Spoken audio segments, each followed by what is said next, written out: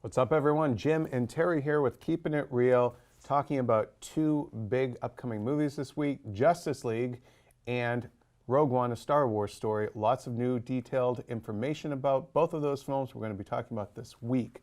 I was on the set of Justice League just last Friday. You were a pretty cool dude. I got my picture taken with the Batmobile, got my ego stroked by Gal Gadot, and she's like, I remember your face. And I was like, yes. You're like, yes, I have interviewed you before. If a blush could scream, you would have heard it from London. So we do have a lot to talk about, but pretty much the point of that whole trip was to essentially do some damage control from Batman v Superman and the lead up to San Diego Comic-Con, which is next month. So lots to ask. Since you were one of the journalists who is not the biggest fans of It's BVS. a pretty crowded room. There were only 40 of us on that set visit, and I think everyone was kind of Skeptical. deliberately picked because they were Yeah. skeptical to just outright negative. Yeah, it was interesting. I mean, I was there with you when you got the call to invite you, and it basically was like Zack Snyder knows that you didn't necessarily love this movie, but he respected your criticisms that you did make and sort of wants to convince you that they've learned. That's the exact same message everyone else got, as I found out. Yeah. So my ego kind of like, Well, still. and then Gal Gadot brought it back up. Exactly. So, yes. But yeah, it's interesting. I mean, like, obviously they brought people there to convince them that they learned some lessons Yes. from the negative critical response to Batman v Superman. So, do you think We have slippery new IGN cards here? We can show the folks at home. We have new IGN cards, and it's just they're not agreeing with my genes, is what I'm saying. So the lessons that Justice League learned from BVS. That's Yes. your question That to is me, my question. Terry Schwartz. Is this movie going to be better than Batman v Superman was? Well, that's the million-dollar question, and that's right now. If anything, it's going to be a lighter movie, a lighter in tone, more fun, more sense of sort of.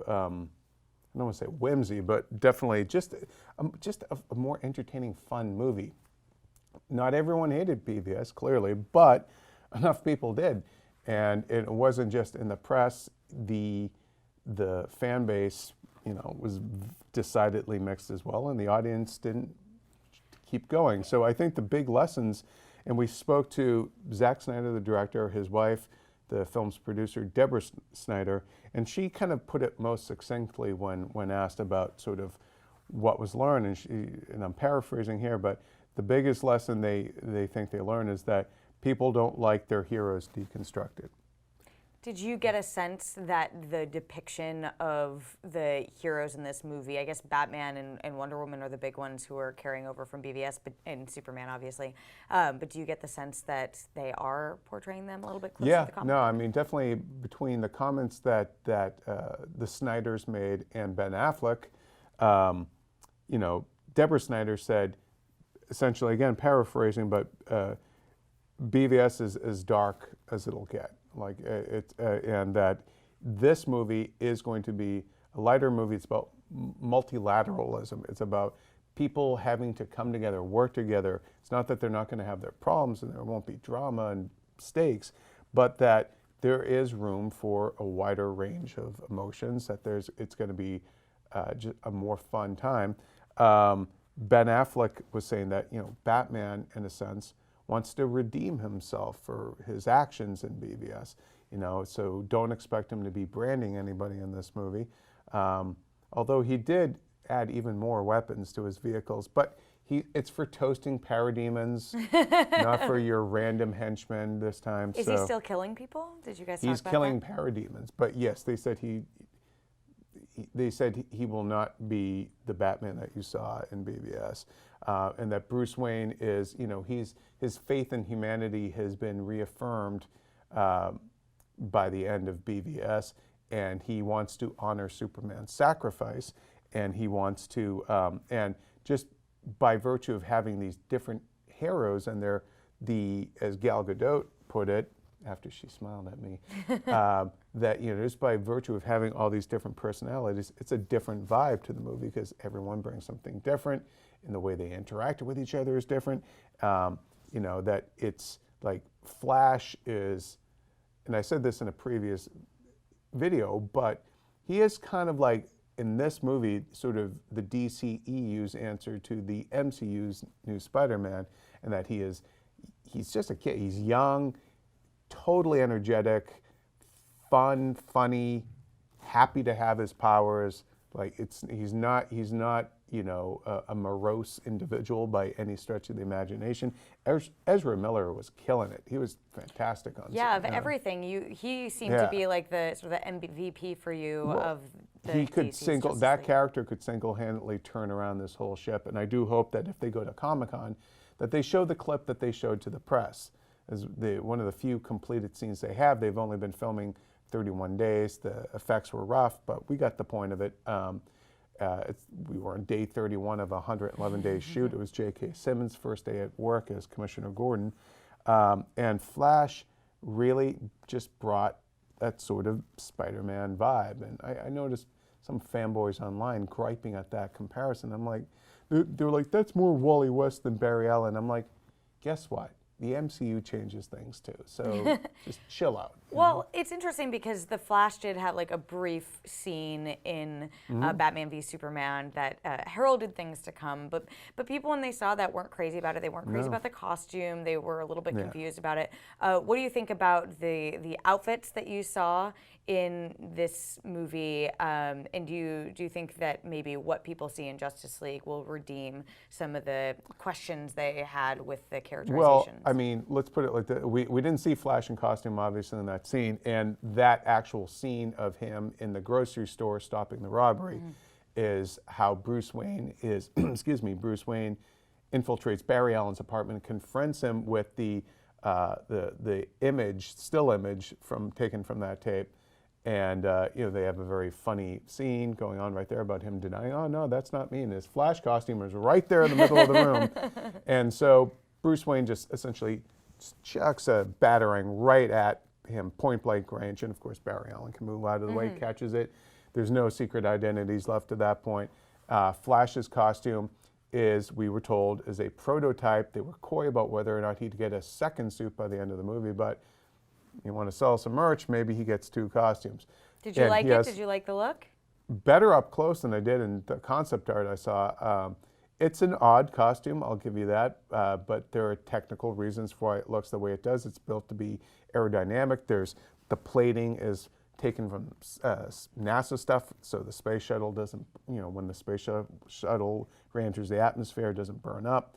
It's weird though, because like, if you're worried about all that not burning up, why do you keep your eyes, nose, and mouth uncovered? I'm just curious. Comic books. Yep. Comic book Oh, logic. he's got some rad sneakers though too, like specially made like red sneakers. Can I buy them? We were joking about it, and they didn't out and out say no that they won't be sold, but it makes sense. You never know. And then Aquaman's costume is different in this movie. It's more armor. He's covered up a lot more. We saw Mara's armor, Amber Heard's costume, both goldish. And then Vulko, who is Willem Dafoe's character, is sort of the science advisor and sort of an advisor to Aquaman. His is a little different. It's more silvery, and it's to connote sort of a different generation of Atlanteans, because he's older than them. Got to hold the tridents. Those things are heavier than they look. They were like 30 pounds. No, they covered up all our phones with stickers, so you couldn't take anything. That's so funny. And then some of the other costumes. Oh yes, of course, Batman. Batman now. New suit? Well, it gets augmented as the series, as the movie goes on, because the more powerful these kind of otherworldly threats become, the more he's got to, like, he was joking, and I'm going to swear here, so you might have to bleep me out, Tom, but somebody asked him, you know, is Batman just feeling too old for this now? And he's like, no, I'm feeling, I need help with this. Like, there are flying demons, and I beat up guys with a batarang. Like, I can't do this all myself. I need help. Well, that's like, and you kind of saw that, too, at the end of BVS, where it's like, I got a smoke bomb, you know? Wonder Woman, Superman, go fight Doomsday. I can do one thing. You know? It's sort of an interesting shift, I would imagine, because, like, as much as, you know, Man of Steel was about aliens coming to Earth ultimately, and that is very it's you know, a science supernatural fiction science story. fiction, and Batman v Superman dealt with the Justice. Zod of it all, yeah, the justice, but like the Zod of it all and Doomsday, and there was the hint Zod of it all. of things to come with Darkseid. Like it seems like Justice League might take a hard right into the supernatural if we're shifting from superheroes battling each other to them battling parademons. It's also, I mean, we did see the parademons in BVS, Right, but there was a it's tease of become them. more of a, it's definitely more of, look, these are aliens, they're invading. There are 3 mother boxes that are hidden around the globe. The Atlanteans have one, the Amazonians have another, and mankind has one. And this is established in like this, I don't know if it's a prologue to the movie, I believe it is supposed to be, but this sequence set, millennia ago. And thank the Lord of the Rings and that sort of the prologue about the making of all the 9 rings and then like the one ring to rule them all. Basically that. And so the mother boxes are kind of like that, and they're getting hidden away. And Steppenwolf, who is the villain, not yet cast, even as of the time that they're close, but they haven't sealed his deal, so nobody was saying, is looking for these boxes so that basically can bring Darkseid to Earth.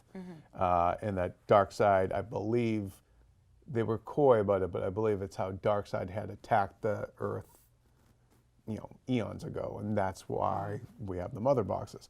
But yeah, that so it's definitely more out there, and they didn't use the word out there and stuff. Like it's going to be more of the comic book that you kind of know. They would not say which specific comics influenced the movies because they don't want people figuring out where they're going to go, but they did that with BVS and Death of Superman as well.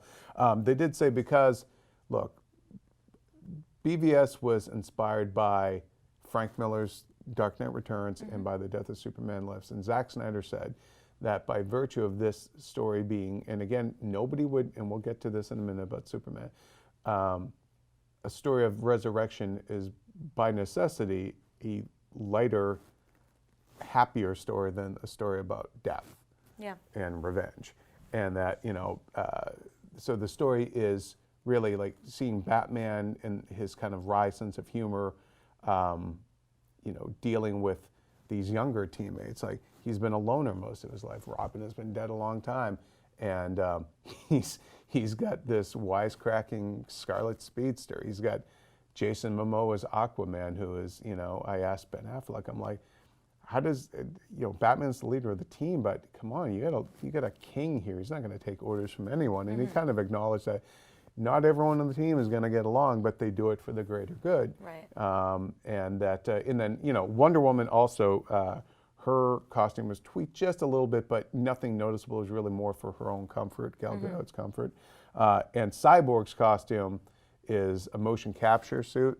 So he was just running around in gray pajamas with a little red light over his eye and on his Comfiest chest. of all of them. Yeah, but the Flash's costume is like, it takes hours to make it.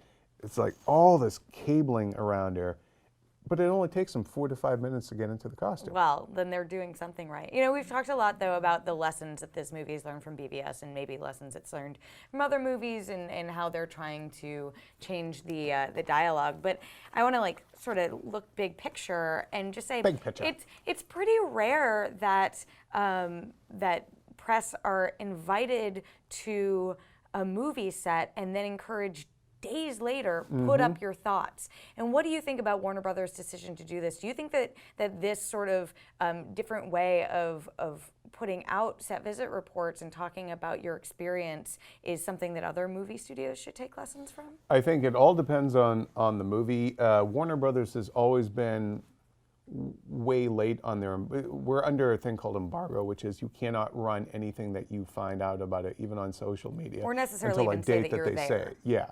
And so in this case, for a movie this big with so much writing on it, this close to Comic-Con, to be like knowing going in that by Monday or Tuesday you're going to be able to run everything you know.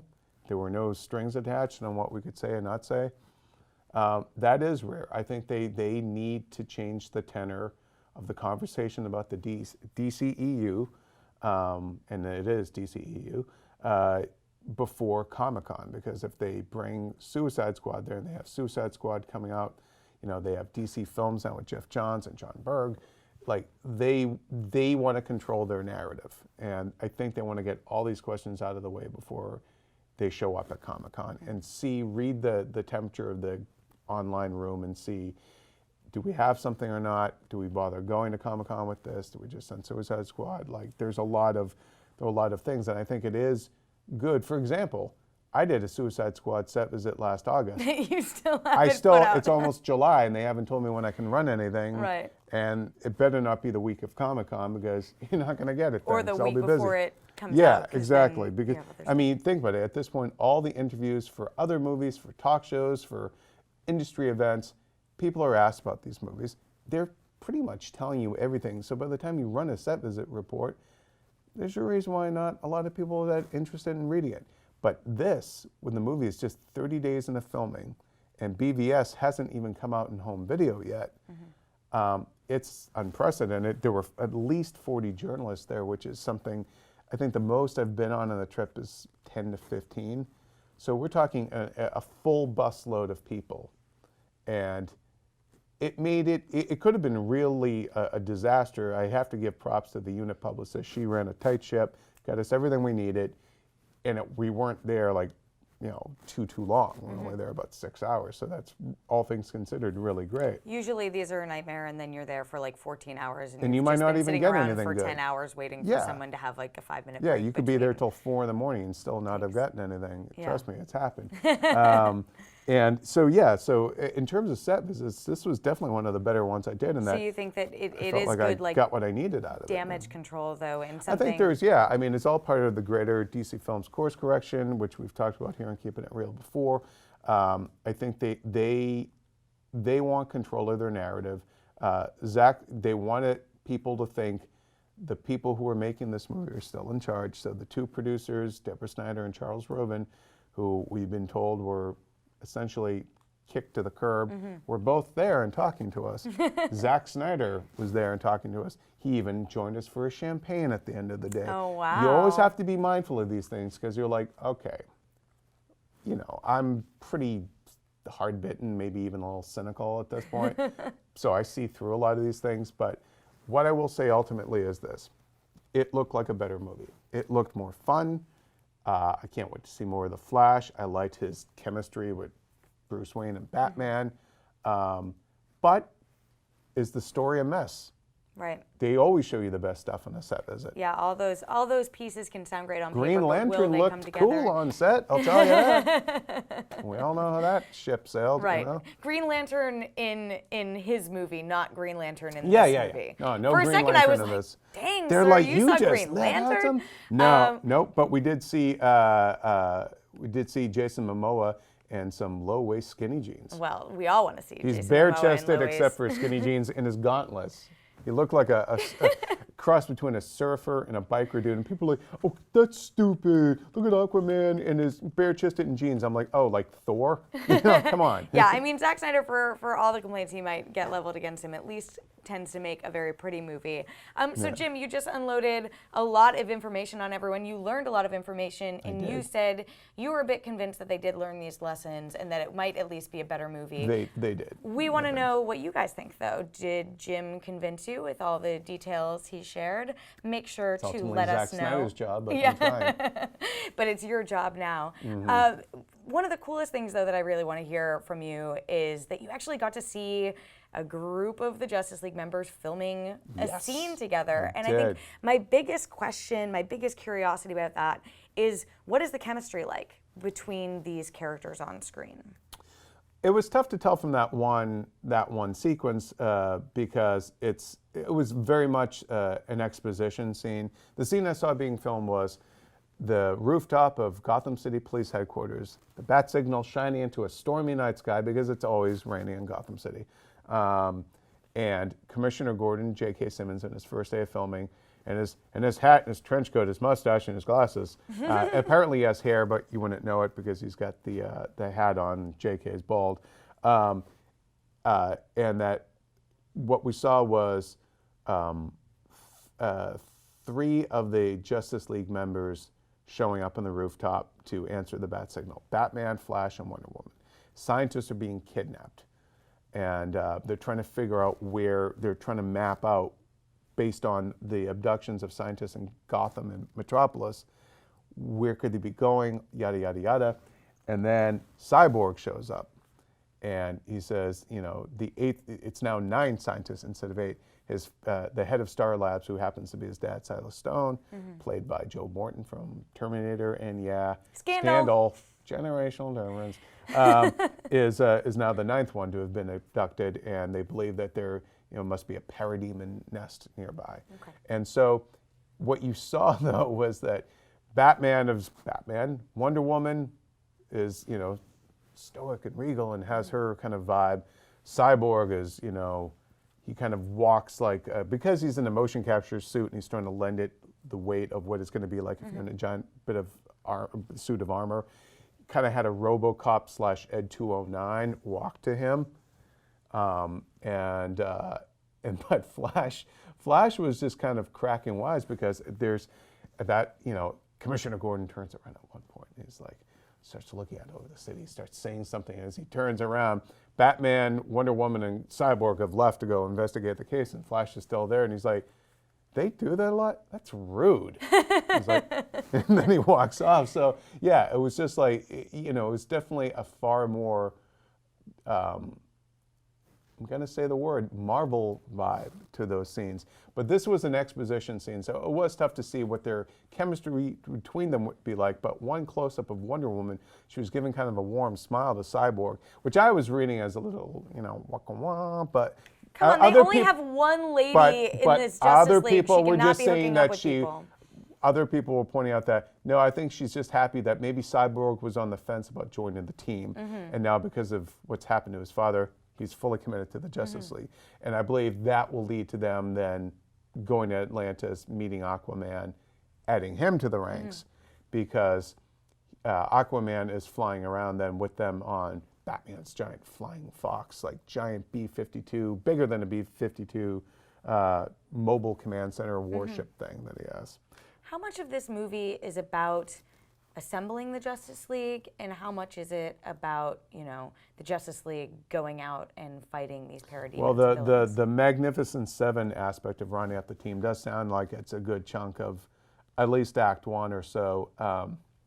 Act 1 is fine. Act 3 is when it's like dominating. Well, yeah, I mean, I think at that point they have to go after, you know, the mother boxes. They're fighting parademons. They're going into different parts of the city. Yeah, it didn't get quite a sense of, in terms of the narrative, how many different levels of things are going on. It does sound like it's a far less complicated narrative than BVS, which was, you know, trying to be too smart for its own good or whatever by having a lot of these different things going on. But this one it seems like a cleaner sort of through line. And then there's also, you know, there's definitely going to be some downtime for character moments, things like that. And I do want to say that Alfred looks like he kind of becomes a de facto member of the League at one point. How fun. Because the Flying Fox thing has like a tail gunner thing. It's old Wayne aerospace tech that they've retrofitted for this mission. So there's a tail gunner thing, and so Alfred is kind of like the tail gunner on the ship. That's amazing. I mean, you're talking about how there's time for these character moments, but it does seem, for all that you said, it's a little bit more streamlined than BVS. It seems like there are so many more characters in this one. It's like BVS doubling in size. Like we have all of Aquaman's characters, and then I believe like Lex is back, right? Well, Jesse Eisenberg just said that he's going to start filming in August. I mean, look, when they were announcing how many people were in BVS and how many people were in Civil War, I mean, the thing is, those two movies had a lot of characters, but really at the end of the day, you're just following that core group. I didn't get the sense that this movie was going to be too loaded down with stuff. I mean, you know, Vulko, Defoe's character, and Amber Heard's Mara could just be in a couple of scenes underwater, and then they're saving them for the Aquaman movie. You know, Flash, he joined the team like that. He was like, he actually says to Bruce Wayne, as Bruce Wayne's trying to give him the sales pitch, he's like, stop it. I'm in. I'm in. It's I like, love you're Ezra Miller. Batman. You have me Yeah. so, like, your version of Like he's his just like Flash makes me so it's like excited. he seems like a Flash that would still drink Red Bull and Rockstar for energy, and it's like you're amped enough, man. You know. Yeah, he was very charming, and he was very funny. And him and Cyborg had Ray Fisher, the actor who plays Cyborg, had great camaraderie off camera. They were just goofing around. They're just these kids who get like this, you know, great shot in a movie, and so yeah, you're definitely like.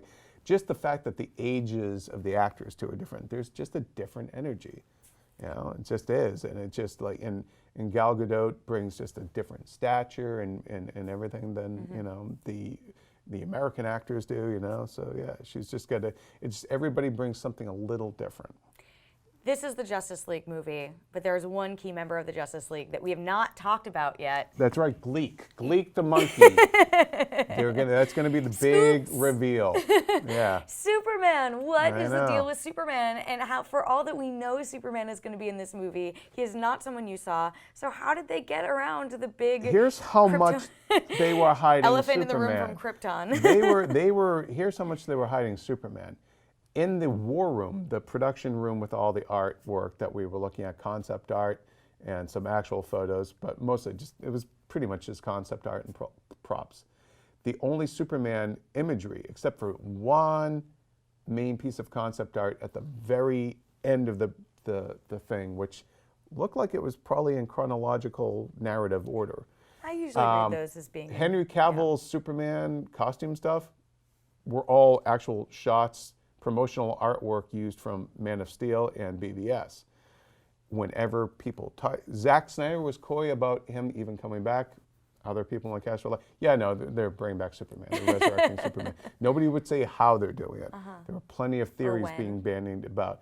But if you go by that concept art, which showed all five members, Superman, Batman, Wonder Woman, Flash, Cyborg, and did I say Aquaman? Superman, Batman, Wonder Woman, Aquaman, Flash, Cyborg. Okay, six. Plus and Alfred, Gleek. but see, Gleek's not really in it. I'm bummed.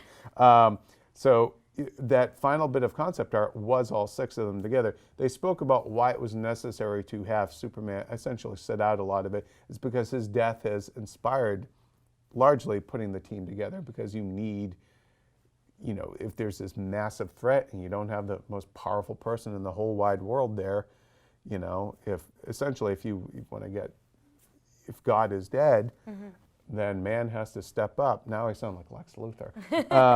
But you know, the Superman stuff, they removed every trace of it from the costume room that we went to, every trace of it from the production room, except for imagery, promotional imagery of him that we had already seen. So we don't know what he will look like when he comes back. Will he be rocking that mullet like he did in the comics when they brought him back?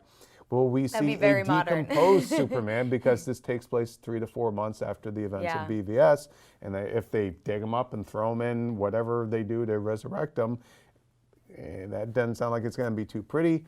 I'm just speculating there. I'm not saying the headline is not, we will see Superman's rotting corpse. That is not what we're talking about. I feel like you saying it means that you a little bit want that to happen. Well, we did see his nuked body, you know, That's up true. in space. That's true. That one pretty. It's interesting. You got So Superman was suspiciously absent, and it made you wonder, well, why? And I mean, the only thing I could kind of just speculate on, maybe that's the part of the movie they're still figuring out in terms of tone. What does Superman do? Keep some secrets, but it doesn't really help when your actor who plays Superman's on Instagram, like, working out for Justice League, I'm totally back. Like, we can't treat that as a spoiler anymore, because they want the world to know Superman's coming back. Another interesting thing that you learned that might sort of lend itself to the Superman of it all is that Justice League is no longer part 1 and part 2. This is just Justice League, and then there's another movie. And then there's a Justice League 2. Yeah. But it's not part 1. It's no longer a 2-part story, so it is not Justice League part 1. It's just Justice League, and it's not Justice League part 2. Doesn't mean there's not going to be story elements that pay off in the next movie. That's just the nature of sequel and serialized filmmaking, storytelling. But it is not a cliffhanger. They were very definitive about that this is a closed-off story, a standalone movie. But yeah, it does make you wonder then, come Justice League 2, like what's the threat? Are they going to go up against Darkseid there? Are they going to maybe do a Thanos and keep pushing that down the road? Yeah, they were acting like, oh no, this was never going to be a 2-part movie. And it's like, oh really? Because Warner Brothers announced it as Justice League Part 1 and Justice League Part 2 with release dates and everything. So. And also, they could always bring more Justice League members into the fold. Like, that's what we heard is that, if Green Lantern is still coming, it might happen then, or it might not even happen until his movie, which I believe is 2019, 2020. I think. Yeah, it's like pretty far down the road. It is really interesting. And, when you told me that, the first thing I thought of was how, not to keep comparing it to Marvel, but they made a point of saying Infinity War isn't Part 1 and Part 2, that they're going to feel like 2 very distinct movies. Yeah. But this seems like they're going even farther and saying not only are they not going to be connected in any way, but it really is, more like Avengers to Avengers Age of Ultron. Yeah, than, I mean, I think so. Yeah, that was the sides. impression I was left with, which was that they at this point they want this Justice League. I think they want to make sure it works. I think you don't want to end up in a thing where it's like to be continued and nobody wants it to continue. So you at least get your Justice League movie, and if that's that, then that's that. But we'll see. I mean, overall, I'm very curious to see how this movie does. Curious about can they pull it off as a narrative. I'm sure it does look like they listen to the fans.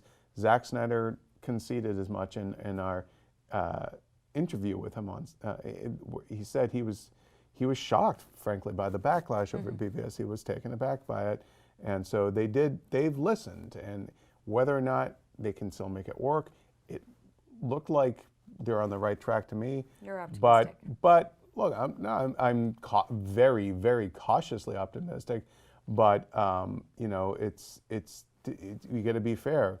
Let's let them make their movie and then we judge it. And just judging even from what I was telling colleagues and everything about this, everyone's immediate reaction was, no, they won't. They can't do it. Like, just dismissive. So maybe the movie has nowhere to go but up in that regard. Well, you've seen it. It's happening. Yep. Things are out there. That's all we got on Justice League, but we want to know what you think of all these new details we've learned. The mystery of Superman, the fact that there are now 2 very separate Justice League movies, so make sure... Gal Gadot's smiling at me. Gal Gadot, definitely let Jim know what you think about Gal Gadot smiling at him. So make sure to let us know in the comments below and on Twitter. Now, a big shift in gear to the other big news of the week and news of the day, because we're filming this a little early this week on Wednesday. Rogue One, a Star Wars story. Holy cow. So much new information and a confirmation of Darth Vader. Yeah, Darth Vader is back for Rogue One. I think there've been rumors and we kind of assumed as much that they would be in there. We finally have character names, some character basically details. Yeah, character details. So between Justice League and Rogue One, this is the week of just big revelations about these 2 huge upcoming movies, both of which I will say, and far less so for Rogue One, but Rogue One has had a bumpy ride of late with tales of reshoots, and they're coming up on Star Wars Celebration in a few weeks, and so 2 movies essentially trying to control their story now and get the fans excited again and show who's in charge of this, that these are, the studio saying these are our babies, everything's fine, everything is awesome, and kind of doing damage control a little bit. So on Rogue One, I think that the biggest thing was finding out, and Eric Goldman and I did a conversation about this earlier, that Oscar winner Forrest Whitaker is playing a Clone Wars character called Saw Gerrera.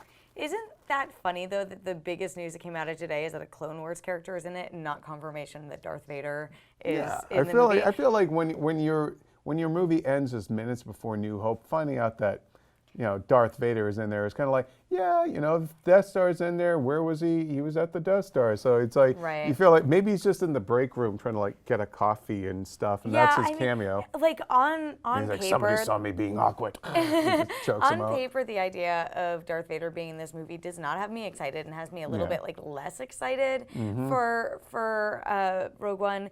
But it was interesting, the Saw Gerrera thing that Eric brought up, because I haven't seen Clone Wars, but he says Saw and Vader and Anakin, when he was Anakin, actually did have a relationship. And whether, I mean, if you're bringing in a character from Clone Wars into this movie, you need to have some respect What for. if Vader kills him or something? Well, I mean, you need to have some respect for what is already canon, even if that doesn't dominate the characterization of that character, which means that there should be some element of these two characters knowing each other, which said, after me already saying that I wasn't excited for Vader. You just saw her talk herself out of it. Yeah, no, I had that realization when he was saying that. I was like, okay, that makes it more interesting. Anything else you want to talk yourself out of that you felt about Rogue One?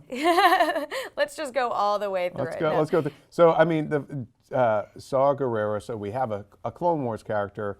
So that means, yes, his younger self would have been in Clone Wars, and that's why, you know, Forrest, who's a middle-aged man, you know, he's that much older than that character. So he's in the interesting conversation that Goldman and I had, you know, on the show, Obi-Wan basically calls Saw a terrorist, and Anakin sees him more as a rebel.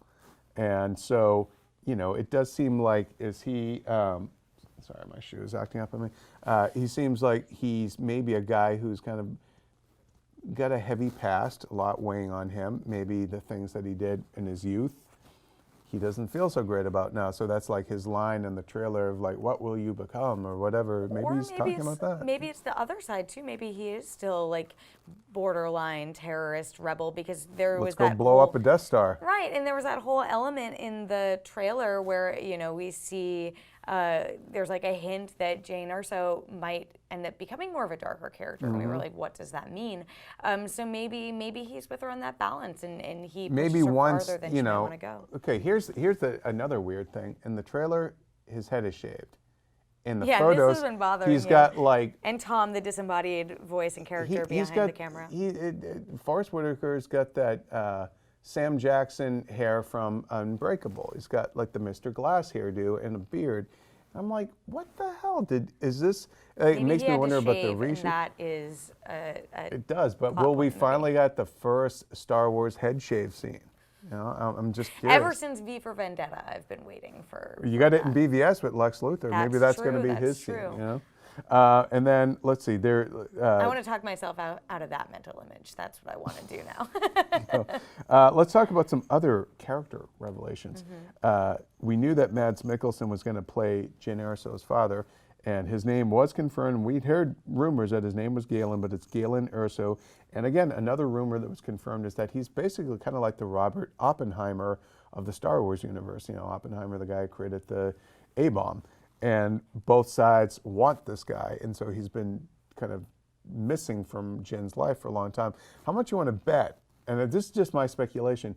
I see it sort of like, because they didn't release an image of him. They just showed a photo of him in like this red plaid flannel shirt. I'm like, is he supposed to be like George Lucas? Like, what is this? And then it was like, no, it's just a stock headshot of him.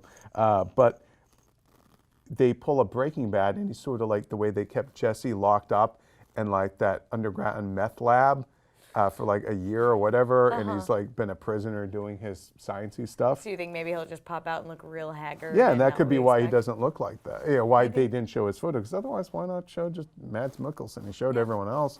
I love looking at Mads Mikkelsen. Oh. Let's see some of the other characters. Alan Tudyk. Alan Tudyk playing K250, who's sort of the antithesis of C-3PO. He's just a real jerk, like very terse, always tells the truth. But interestingly enough, he has regrets. Oh. Do you think C-3PO has any regrets? I think he maybe, I don't know, that'd be interesting. Does he regret being so mean to R2 sometimes? Now that R2's been in his sleepless in Seattle coma, or no, while you were sleeping coma for like 30 years. I view C-3PO sort of like my dog BB, who's just like the cutest, nicest dog in the world, but nothing going on up there. So I think C-3PO has like a lot of knowledge that he can use for people, but also like doesn't think too far in the past, because so does that mean Ricky is your K250 or your R2? My R2, my R2 for sure. Other new characters. Diego Luna plays Captain Cassian Andor, which sounds a lot like Endor, but let's not read into that. He rips off his human face. Listen, there are only so many Star Wars names you can get out of the Star Wars name generator that they clearly were using for this. And he is a rebel intelligence officer. He's by the book, steady, practical combat veteran. And then let's see. Oh yeah, Donnie Yen plays Chirrut Imwe, who is not a Jedi but likes their beliefs. Kind of, he's the blind mystic, like blind monk, warrior monk. But not a Jedi, but like he's down with them. He likes those guys. He likes how they roll. He seems like he's on their like level. And Zhang Wen plays his buddy, Baze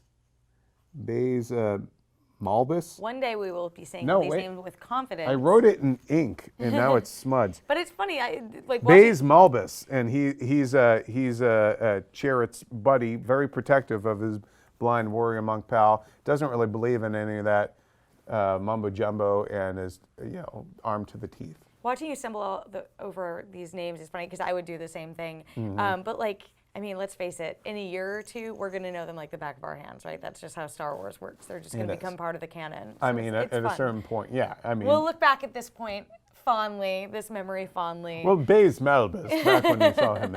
And then, let's see, who else do we have here? Oh, yeah. Ben Mendelsohn plays... Our villain. Director Orson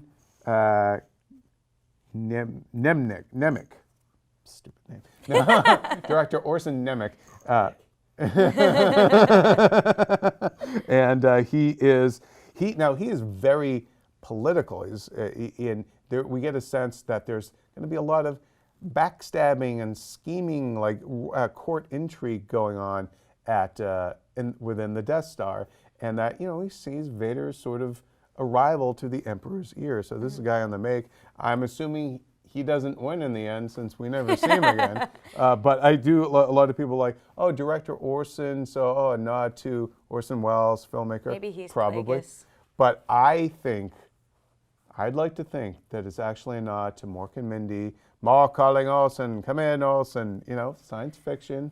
For what you're saying about it being more political, that excites me because I feel like we've now gotten 7 Star Wars movies. This will be the 8th, but it's something different. And I feel like it's important with these anthology movies to feel like you're getting a different type of movie from Star Wars. Like have it be a little bit like rough around the edges and have it be more political and more like this, Oh, like the prequels? Yeah, we had such a run with political prequels. You want to talk yourself out of this one, Smarty? No. I don't mean like that. I mean done well. Well. I mean without sucking. Yeah, I mean like actual good like filmmaking. Removing the bowl. Yeah. They also have, and we've kind of known about this, but there are new vehicles. There's the ACTs, or as I will call them, AT-ACs, because they were called AT-ATs way back in the day. You newbies are calling it AT-ATs. No, there's actual old stuff where they're called AT-ATs way back in the day, so suck it haters. And then there's also TIE Strikers, which are like more, I think EW described them as like fang-shaped. So we got those new vehicles. So that's pretty much what we know as of this hour on Rogue One, a Star Wars story, but there's going to be a lot more. EW loves to do this, just piecemeal it out. So we're going to be talking about this a lot more throughout the week and probably into next week's Keeping It Real. Probably into forever, because the fact that they've released their first Rogue One story means we're going to be talking about Star Wars until it comes out and then beyond. And just so you guys know, Chris Tilley from IGN UK was supposed to be on this, and he just didn't show up in time. So sorry, Chris. Next time maybe. From Rebel Base. Right? Well, Rebel Base they don't do anymore. Oh, really. Well, R.I.P. Rebel Base. Formerly of Rebel Base? Sure. Sure. But it was really more Gavin Day. Yeah. Never mind. Yeah. Table all of that. Next time, maybe someday you'll see. Maybe Chris will be on one of these Rogue One conversations we do tomorrow. So curious, what do you guys think then about what you've learned about Rogue One and about Saw Gerrera and Galen Erso and Darth Vader. And Baze Malbus and all that. Let us know about Vader returning. So let us know in the comments.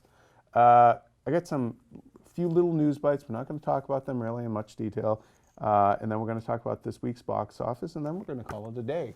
So let's see. Power Rangers movie has cast Bryan Cranston, who used to do voices on Power Rangers way back in the day. He's been cast as Zordon, their mentor. Which is amazing. Yes. Amazing. It's ridiculous. It's truly ridiculous. But I love that there man. There were people griping about what a step back, but I'm like, It's a paycheck. He doesn't give a damn. But also, it's a like, working Bryan actor. Cranston is the most fun, talented human. And you whatever. want Like, another star out there promoting your movie when this thing yeah, comes but out. I don't even think it's that. Like, even Godzilla, like, I loved what he did in Godzilla. And let's not forget, he did Breaking Bad. He did Malcolm in the Middle. Like, he's totally the right He did temperament Total to do this Recall. movie.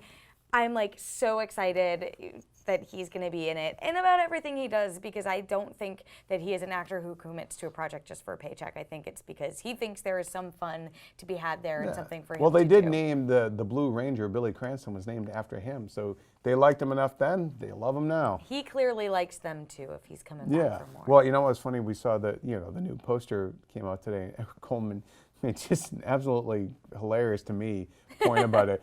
He's like, it looked, and it was just, you don't see them in costume. They're just 5 teenagers like sitting on a car like with silhouettes the at the night bottom, sky, yeah. and then there's like some saying in the a tagline on the video on the poster that didn't really have anything to do with Power But Rangers. You over wouldn't know the the look of it. stars in the Power Ranger symbol.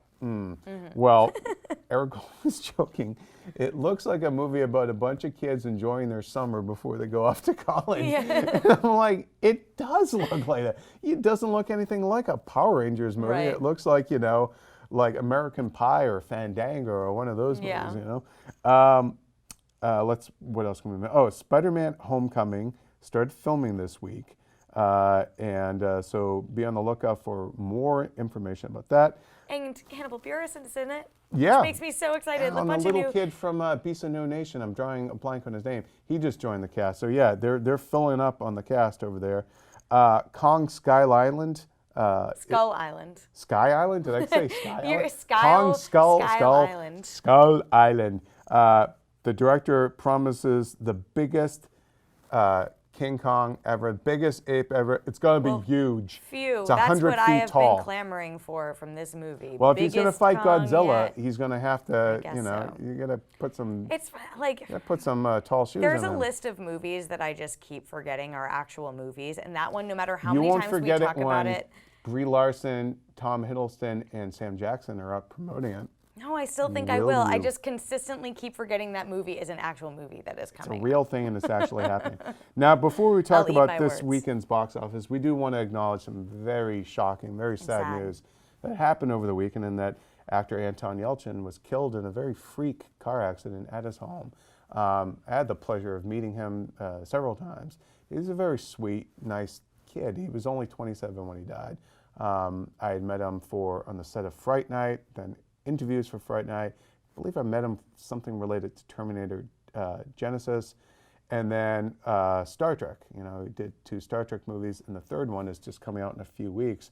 So this was, a very shocking, very sad thing. He was a really talented, promising young actor. He Yeah. was just in green room, Yeah, it's like, it's always really sad when situations like this happen. But for me, first of all, you're right. It sounds like just a freak accident, like the way it was described. And obviously, I don't want to get into too many details, but basically, like he was going to meet his friends for rehearsal in the middle of the night, and like his car was in neutral instead of park, and hit him. But like Yeah, it was apparently a there could roll-away be thing. some there were some recalls of this model. So like very much just like Yeah. a tragic accident.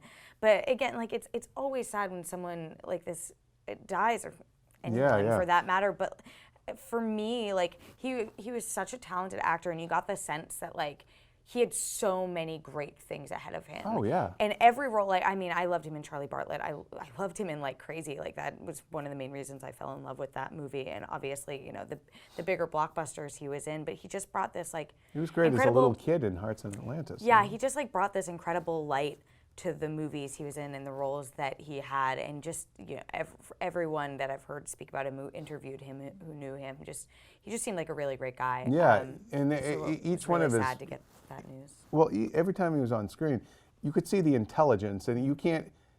Dumb actors fake intelligence by putting on glasses. Anton didn't have to put on glasses. You get a sense of there was always an intelligence, a curiosity, an intellectual, just gears turning in his head, and that there was a soulfulness there. And it's just like, he seemed like a real actor's actor. He was an artist. He wanted to do he could have taken a lot of probably paycheck roles. He didn't.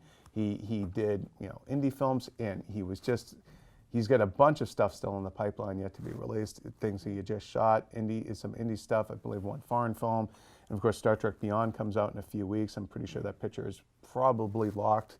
So his passing will affect its promotion, but it won't affect the actual final product of the film.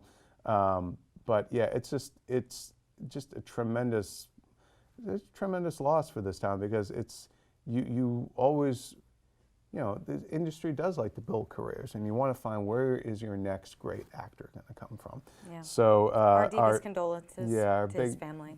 So big fans of Anton Yelchin here, and he will be missed.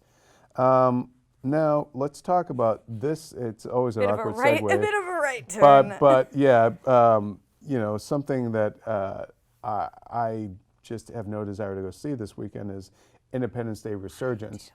Well, this is, you grew up with it, you loved it. I hated it when I saw it.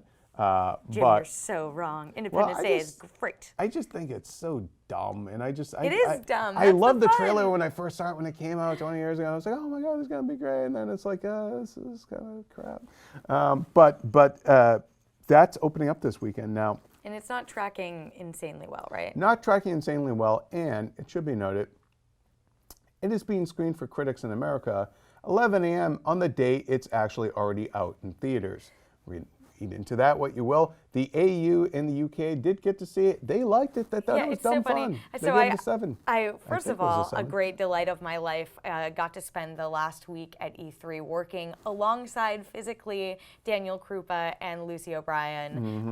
Krupa from our UK team and Lucy from our Australia team. They're not bad, right? And both incredibly talented people. And both, it was so funny because we were talking about it, and they both were really surprised that they liked this movie as much as they did. And I'm excited because I love the first one.